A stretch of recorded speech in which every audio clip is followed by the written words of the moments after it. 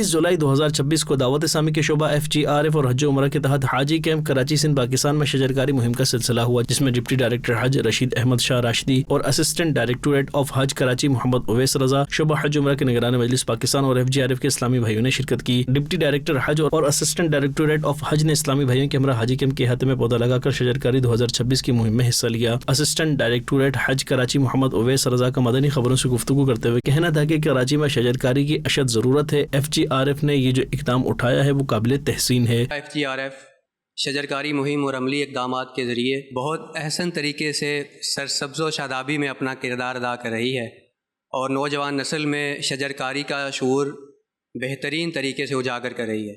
हाजी camp में शजरकारी के बाद दुआ की गई और शख्सियात को फैज़ान मदीना कराची के दौरे की दावत भी पेश की गई। कीजिए सब शजरकारी, कीजिए सब शजरकारी, दीन और दुनिया के फवाइद है।